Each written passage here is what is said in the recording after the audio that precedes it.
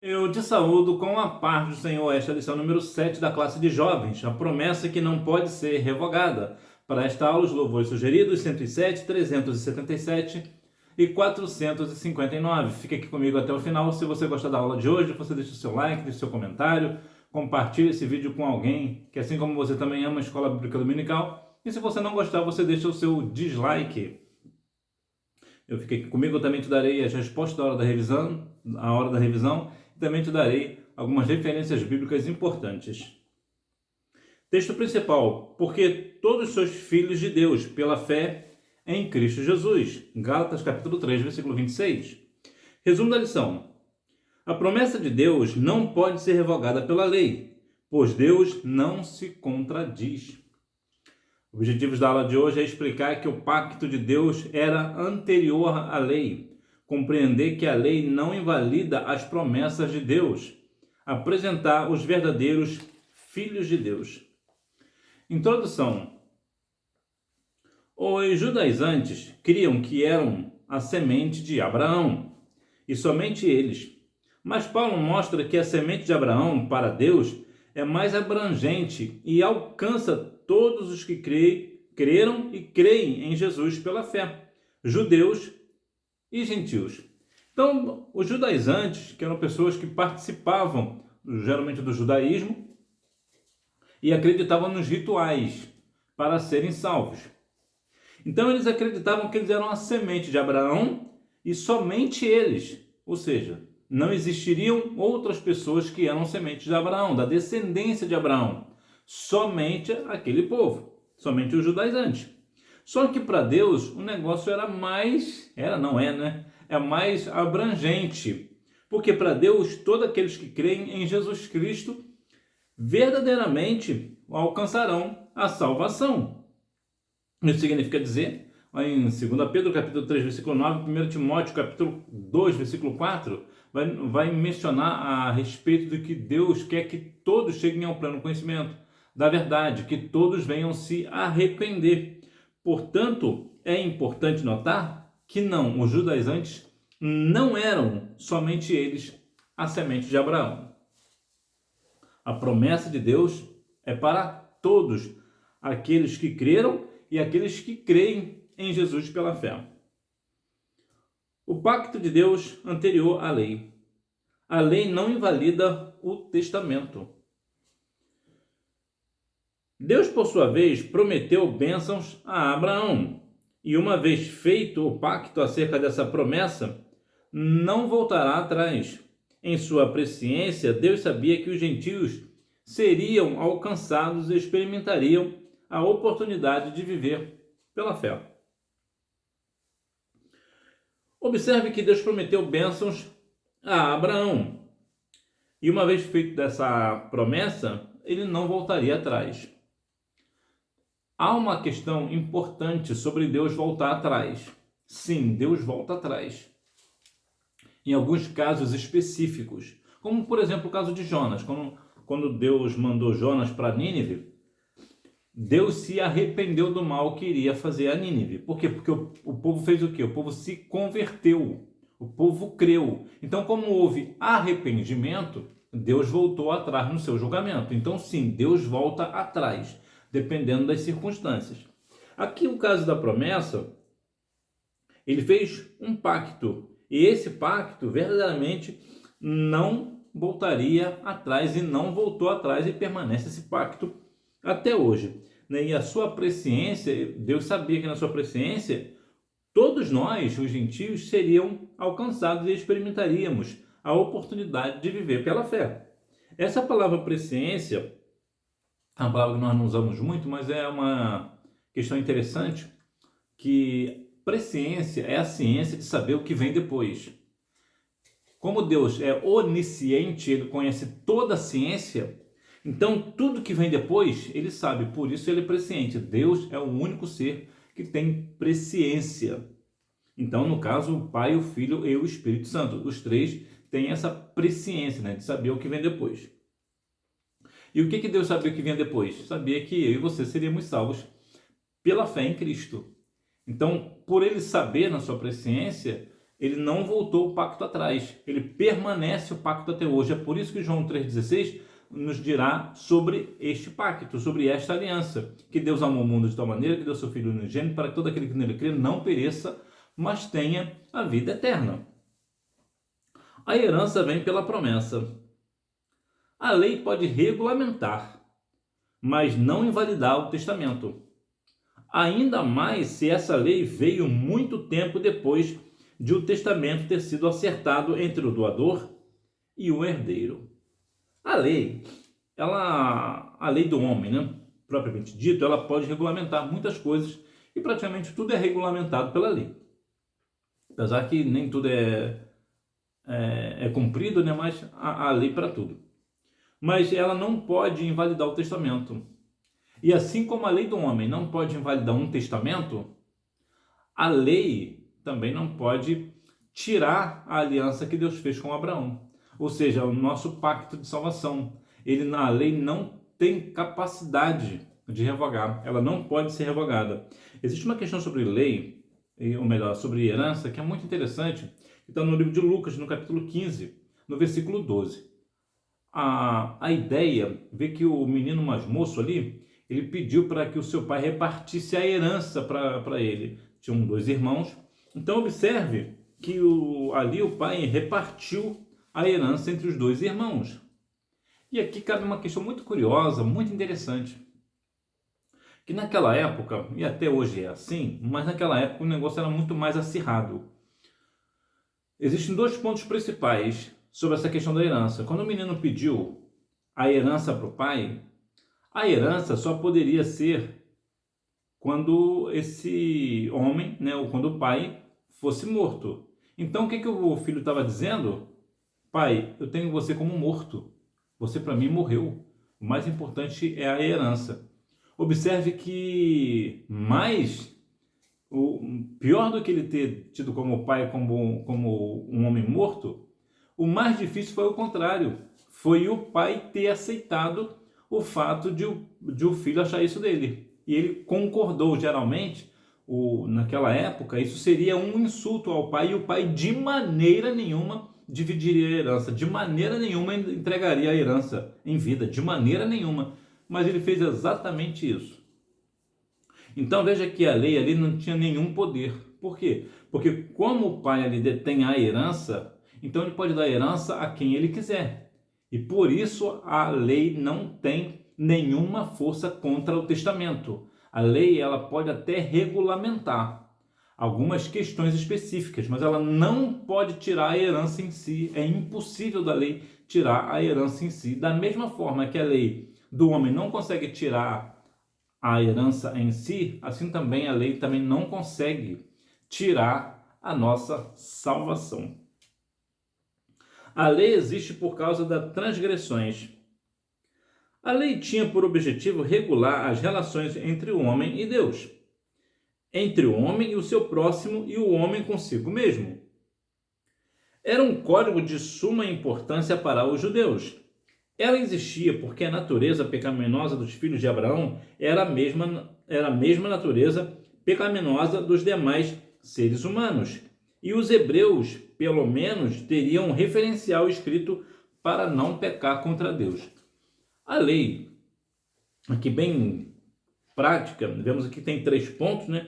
Que é regular as relações entre o homem e Deus, entre o homem e o seu próximo, e o homem consigo mesmo. Isso é uma questão, principalmente uma questão moral. Então hoje nós seguimos aqui no Brasil várias leis. Existem várias leis para várias coisas. Então para que serve essa lei? Para nos direcionar o que é certo e o que é errado, o que nós podemos e o que nós não devemos fazer. E assim, trazendo para o lado espiritual, quando nós somos, né, por nós sermos humanos, como as demais pessoas, desde sempre, desde Adão e até o final da vida vai ser assim, então nós temos a mesma natureza de pecado. Então o que tem aqui, na verdade, né, a lei era um referencial para as pessoas saberem o que poderia e o que não poderiam fazer diante de Deus, o que era pecado e o que não era pecado. Ou seja, era somente para frear, era mais uma ideia de frear o pecado em si. Então, quando uma pessoa vai fazer uma coisa, não, a lei diz que isso aqui eu não posso fazer. Então, como o judeu, geralmente eles são muito, como eu posso dizer, eles são muito zelosos pela questão de lei, eles são muito zelosos, muito caprichosos. Então, o que eles faziam? Eu não vou fazer porque é lei. E por isso, não vou fazer. Na verdade, era uma forma de Deus usar uma forma para que o povo judeu não pecasse contra Deus. Agora, a lei, como a Bíblia diz, né, onde abundou o pecado, superabundou a graça. Então, ainda a lei não consegue nos salvar. A lei não consegue, ela não tem força. Ela só consegue direcionar o que é certo e o que é errado, somente isso. No entanto, a lei também nos direciona para o Senhor. Ela nos mostra o Senhor, nos mostra o que nós temos que fazer.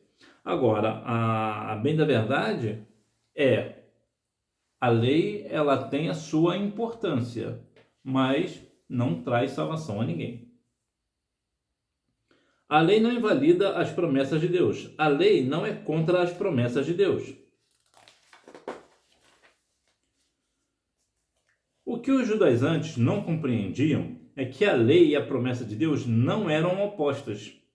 Deus não criou a lei para se opor à promessa que havia feito a Abraão, mas para conduzir os hebreus à fé em Cristo. Observe que a lei foi para conduzir, foi aquilo que eu acabei de dizer. A lei ela foi feita para conduzir, para mostrar às pessoas o que era certo e o que era errado, o que poderia e o que não poderia. Porque se não houvesse a lei, o homem, né, o ser humano, ele já é pecaminoso por si.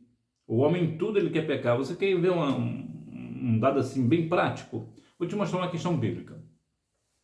Deus criou Adão. Depois veio Eva, veio os filhos e tudo mais. E eles fizeram o quê? Se corromperam. Tanto que Caim foi o primeiro assassino do mundo. Né? Ele matou quem? O seu irmão. Não foi nem um inimigo, foi o irmão. Então olha como a natureza humana já é. Então Caim já possuía um coração perverso. Então aquilo foi se alastrando, os pecados foram se alastrando, até que Deus fez o quê? Deus decidiu, devido ao pecado do mundo, mandar o dilúvio. Veio o dilúvio e exterminou todas as pessoas, com exceção de 8 pessoas. Essas 8 pessoas povoaram de novo o mundo. E o que aconteceu? Mais pecado. Ou seja, independente de quem esteja, o pecado sempre trará, porque o pecado está intrínseco dentro de nós. O pecado está dentro de nós. Então, independente se acabar com o mundo todo hoje, deixar somente um casal, esse casal vai gerar filhos e vai povoar o mundo de novo. Vai acontecer tudo de novo. Os mesmos pecados de sempre. Porque está dentro de nós. Então a lei ela avalia muito dessa questão de, olha, isso aqui você não faz porque isso aqui é pecado. Lembra lá de Êxodo 20:12? Honra teu pai e tua mãe para que se prolongue seus dias na terra que o Senhor Deus te dá. O que é aquilo ali? Aquilo ali é uma lei com promessa. Olha, se você não fizer, você prolonga. E não é bom ter a vida prolongada? Tantas pessoas hoje, né, jovens morrendo tão cedo por questões de pecado, né, por fazerem aquilo que não deveria fazer, sabem que leva à morte, mas fazem a si mesmo. Então ele acaba se corrompendo. Então a lei ela freava, ela ajudava a frear esse negócio, né? O que o jovem pensava, né, por exemplo, eu não vou fazer isso porque isso é pecado diante de Deus, então eu não vou fazer. Então não fazia. Então era menos um que ia pecar de uma forma mais bruta diante de Deus, vamos assim dizer. Então, mas isso não invalidava a questão do pecado em si. Vemos, por exemplo, o povo de Babilônia, como pecado, e tantas outras pessoas do povo de Deus, até o povo de Deus, inclusive, um bezerro de ouro, para se dar um exemplo, que fazia o quê? Continuava pecando, mesmo tendo a lei. Então, mesmo com a lei, as pessoas continuavam pecando. É verdade que diminuiu. Quando existe uma lei, é uma questão prática. Por exemplo, quando o seu pai determina algo, por exemplo, ou a partir de hoje não vai ficar com o celular até 10 horas da noite, por exemplo. Só pode ir até 10 horas, por exemplo. Antes você ficava até as tantas. Mas agora que teu pai falou, você vai pensar o quê? Você vai pensar 2 vezes, né? Pô, se eu ficar com o celular ligado até depois de 10 horas, meu pai pode me dar uma punição. Meu pai pode me deixar amanhã sem internet, sem celular, pode não me dar mesada, pode não fazer isso. Aí você começa a fazer o quê? Você começa a se policiar. Não, eu não vou fazer não, porque senão é melhor eu ficar sem celular 2 horinhas do que ficar sem celular o dia inteiro amanhã. Então você tende a não fazer. Então a ideia da lei é essa, é fazer frear as pessoas, mas nem todo mundo são freados pela lei. Há pessoas que, independente da lei, continuam transgredindo a lei. Tudo está debaixo do pecado. Com todos colocados no mesmo padrão, ou seja, debaixo do pecado, há uma padronização, ou seja, ninguém é melhor ou superior a ninguém. Quando se trata de receber a salvação, ou é pela fé, ou não é por caminho nenhum. Todos nós somos iguais diante de Deus em todas as esferas, inclusive na esfera do pecado.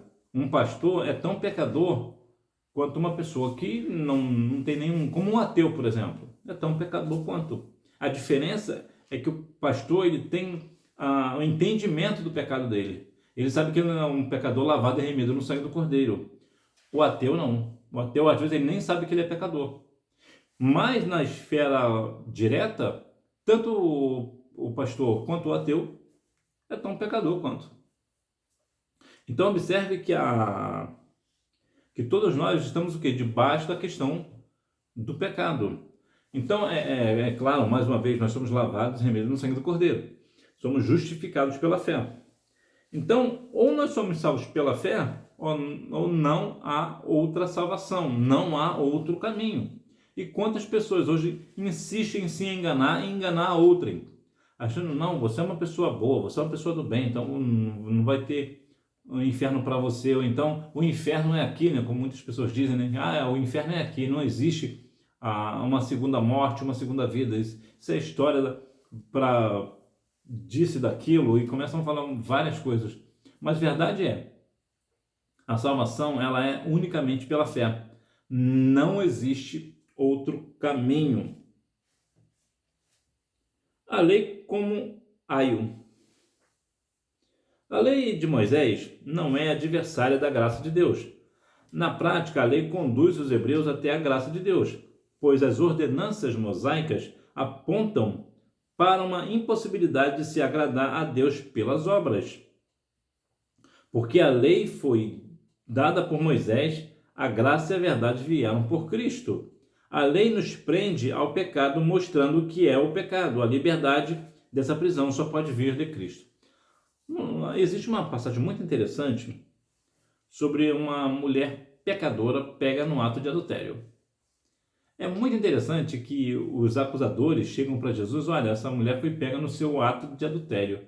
A lei manda que ela seja apedrejada até a morte. E tu o que dizes? Jesus, tranquilo, escrevia na areia, disse o seguinte, aquele que não tiver pecado, que atire a primeira pedra. Foi saindo um a um, até que ficou só aquela mulher e Cristo. E eu fico imaginando o que estava passando na cabeça daquela mulher. Ela devia pensar, todos esses homens são pecadores quanto eu. Agora esse vai me condenar, porque nesse aí não há pecado. E observe que cai nessa questão de que a lei nos prende ao pecado, mostrando o que é o pecado. Ou seja, a lei mostrou para aqueles homens que aquela mulher estava em pecado. Então a lei ela só mostrou o pecado, ela só faz isso. Mas a liberdade dessa prisão só pode vir por quem? Por Cristo. E foi exatamente isso que Jesus fez àquela mulher. Jesus livrou aquela mulher de ser apedrejada. Por quê? Porque a liberdade está no Senhor. Então ele disse, aquele que não tiver pecado, que atira a primeira pedra. Ele foi saindo um a um, até que ficou só os dois, até que Jesus perguntou, cadê os seus acusadores? Ninguém te acusou, nem eu te condeno. Vai, aí existe uma questão interessante. E não peques mais. O que isso quer dizer? Existe a liberdade dessa prisão por Cristo, Jesus vai dar a liberdade, mas se essa pessoa voltar ao pecado, isso cabe para mim e para você, se nós voltarmos ao pecado, nós voltamos à prisão. O que Jesus disse? Por isso Jesus disse, vai e não peques mais, ou seja, vai e não peques mais para você não ser presa de novo, não ficar presa de novo ao pecado. E quantas pessoas estão acontecendo aqui hoje? Pecam, continuam pecando e vivem uma vida de pecado. E não é assim que a Bíblia nos orienta. A Bíblia diz, filhinhos, não pequeis, mas se pecar tem um advogado justo. Provérbios 28:13 nos diz, aquele que confessa o pecado deixa alcançar misericórdia. Mas o que as pessoas estão dizendo? Estão fazendo? Até confessa o pecado, mas continua na prática. Essa semana, infelizmente, perdemos o agora saudoso pastor Jimmy Swaggart. O Jimmy Swaggart ele tem vários exemplos na vida dele. Foi um homem de Deus. Ele escreveu vários livros, inclusive a Bíblia do Expositor foi ele quem escreveu. Tem programas de televisão, falava para mais de 140 países. e tantas outros exemplos que eu poderia citar. Um grande cantor também, falou para multidões, pregava com fervor, no Espírito Santo, falava sobre salvação, batismo com o Espírito Santo, no Pentecostes, esse negócio todo. No entanto, o grande exemplo que Jimmy Swaggart me deu foi de quando ele confessou o seu pecado diante da igreja. Nada na vida do Jimmy Swaggart, para mim, é tão importante quanto esse exemplo que ele deu. Por que isso para mim é importante? Porque ele teve alguns tropeços na sua vida. Isso para nós entendermos que até Jimmy Swaggart, que era um grande homem de Deus, ele também pecou. A diferença é que ele pecou, confessou o pecado e deixou o pecado. Ele confessou diante da igreja, pediu perdão, com os olhos cheios d'água, pedindo perdão à igreja e a Deus por ter pecado. Ele confessou diante de toda uma igreja. Então veja que ele deixou o pecado e voltou ao ministério, e foi o seu ministério, grandes coisas fez o Senhor através do pastor Jimmy Swaggart. Inclusive eu cheguei até a comentar, né, na minha igreja teve um irmão que futuramente, eu não sei se foi na mesma época, eu não consigo lembrar, porque eu era muito garoto, eu tinha uns 12 anos, então eu não consigo lembrar de muita coisa. Esse irmão, ele quase se desviou por causa da queda de Jimmy Swaggart. O Jimmy Swaggart, ele era um homem tão centrado, as pessoas tinham tanto essa questão da santidade do Jimmy Swaggart, que realmente ele era um homem de Deus. Mas veja que até um grande homem de Deus também, ele peca. Então veja que a lei, no caso do Jimmy Swaggart, só mostrou a ele o quê? O pecado dele. Mas foi suficiente para salvá-lo? Não, só quem salva é Cristo. Então observe que a nossa liberdade, ela só vem por Cristo. Por Cristo. Os verdadeiros filhos de Deus. Somos filhos de Deus pela fé. É possível que requisitos da mensagem dos judaizantes estejam sendo ensinados em nossos dias, quando se exige que uma pessoa cumpra uma série de preceitos para que possa ser abençoada ou salva. Parece-me que existem 613 preceitos. É bastante coisa, não? 613, acho que são isso. São 10 mandamentos, no caso 12, né? 12 mandamentos e 613 preceitos. Imagina você sair por aí com um caderninho, né? Tem que sair com um caderninho, 613 preceitos, você vai lembrar, vai nada. Agora, por conta disso, como é muita coisa, é possível e acontece muito nos dias atuais, de algumas igrejas colocarem essas questões ainda em pauta. Algumas coisas, olha, você só vai ser abençoado se você fizer isso ou se você fizer aquilo. Olha, se você não vestir essa roupa aqui, você não vai ser abençoada. Você tem que vestir essa roupa, você tem que andar desse jeito, você não pode usar isso, você não pode usar aquilo, porque isso aí implica na sua salvação, implica em ser abençoado ou não. E não é nada disso. É claro que nós sabemos que existem situações pelas quais nós não devemos usar, nós sabemos disso.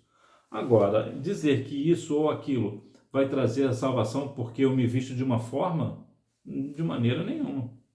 Tantas pessoas aí se vestem muito bem, e é bom que você se vista bem, né? E o que é se vestir bem? Eu sempre deixo isso aqui claro, se vestir bem é se vestir para ocasião. Se a ocasião pede um terno, você vai de terno. Né? Isso cabe para as meninas. A ocasião pede um blazer, vai de blazer. A ocasião pede algo mais casual, vai de forma casual. Então isso é se vestir bem, é se vestir para a ocasião.